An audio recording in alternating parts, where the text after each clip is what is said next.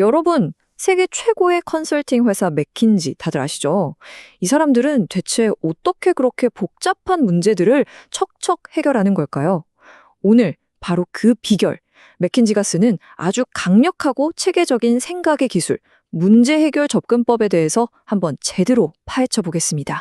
한번 생각해 보세요. 진짜 정답이 딱 정해져 있지 않은 그런 복잡한 문제에 딱 부딪혔을 때 여러분은 보통 어떻게 해결하세요? 요즘처럼 뭐 하나 확실한 게 없는 시대에는 이런 일이 정말 비일비재하잖아요.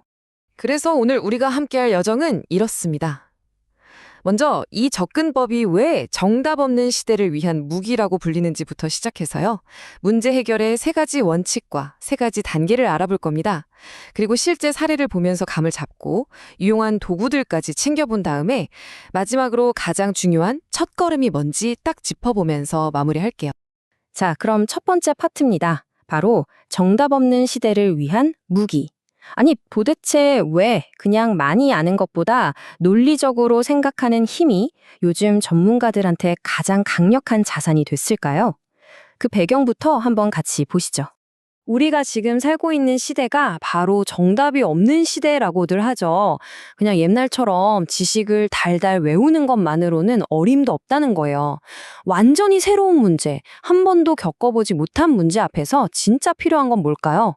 네, 바로 논리적으로 생각해서 스스로 답을 만들어내는 능력, 바로 새로운 생각의 틀입니다. 바로 그 새로운 생각의 틀이 오늘 우리가 제대로 파헤쳐볼 핵심, 바로 맥킨지의 문제 해결 접근법, 줄여서 PSA라고 부릅니다. 이 PSA라는 게 뭐냐면요. 어떤 문제가 있을 때 그 문제의 진짜 근본 원인이 뭔지 아주 체계적으로 찾아내서 가장 효과적인 해결책을 만들어내는 그런 기술이라고 보시면 돼요. 이 책의 저자는 이 PSA를 뭐라고까지 표현하냐면요.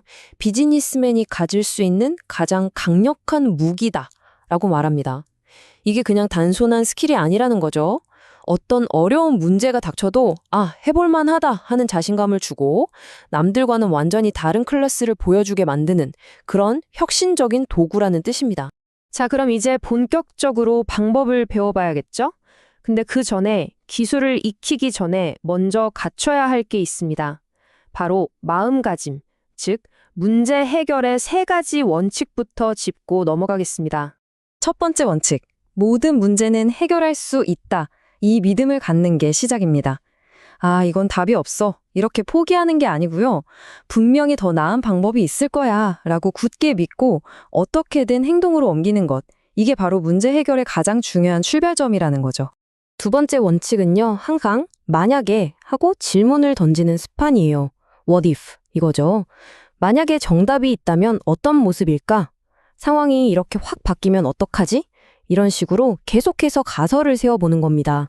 그래야 생각의 폭이 확 넓어지거든요. 그리고 세 번째 원칙, 이게 진짜 중요한데요. 원인하고 증상을 헷갈리지 않는 겁니다.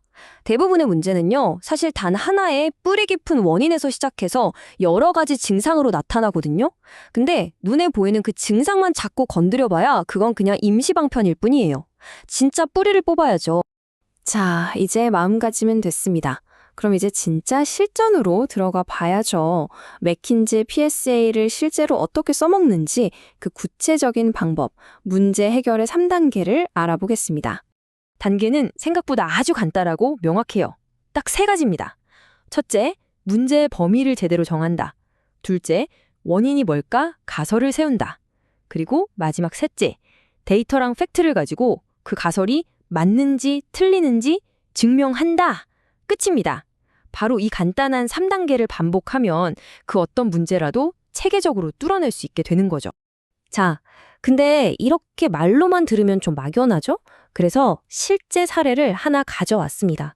이걸 보면 이런 식으로 돌아가는 거구나 하고 감이 확 오실 거예요.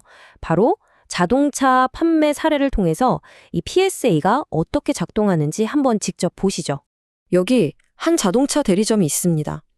근데 문제가 뭐냐면 실적 차이가 어마어마해요. 잘 파는 에이스 직원은 한 달에 8, 9대씩 파는데 어떤 직원은 한 대도 못 파는 겁니다. 아니 대체 왜 이렇게까지 차이가 나는 걸까요? 자, 이 상황에서 겉으로 드러난 증상만 보면 어떤 결론이 나올까요? 뻔하죠. 아, 실적 안 나오는 직원 자르고 잘하는 직원한테 보너스나 더 주자. 뭐 이런 식의 아주 단순한 결론에 도달하게 됩니다. 하지만 이건 진짜 해결책이 아니죠. PSA는 여기서 멈추지 않습니다. 도대체 왜 이 실적 차이가 어디서부터 시작된 건지 그 근본 원인을 파고들기 시작하는 겁니다. 그래서 데이터를 한번 쫙 분석해 봤더니 정말 놀라운 사실이 드러났어요. 여기 그래프를 보시면 그 잘한다는 고참 영업사원 있죠. 그 사람이 맡은 지역의 잠재 고객, 그러니까 팔 수 있는 대수가 무려 16대였던 거예요. 근데 실제로는 8대밖에 못 팔았어요. 이게 무슨 뜻일까요? 사실은 그 에이스 직원조차도 자기 잠재력의 절반밖에 발휘하지 못하고 있었다는 거죠. 결국 진짜 문제는 영업사원 개개인의 능력이 아니었던 겁니다. 뭐였을까요? 바로 불공평한 영업 지역 배분이었습니다. 소위 꿀빠는 좋은 지역은 고참들이 다 차지하고 신입사원들은 아예 팔기 힘든 척박한 지역을 받았던 거죠. 자, 진짜 원인을 찾으니까 어때요? 해결책은 너무나 명확해지죠. 바로 지역을 공평하게 다시 나누는 겁니다. 방금 보신 것처럼 이렇게 원인을 분석할 때 막무가내로 하는 게 아니라 문제 해결사들은 아주 유용한 도구들을 씁니다. 일종의 문제 해결자들의 연장 가방 같은 거죠. 여기엔 어떤 것들이 들어있는지 한번 살짝 열어볼까요? 우선 생각을 정리해주는 아주 유용한 프레임워크들이 있어요. 예를 들어 3C 분석이라고 해서 고객, 경쟁사, 그리고 우리 회사를 분석한다거나 4P 마케팅 믹스로 제품 전략을 점검하는 그런 것들이죠.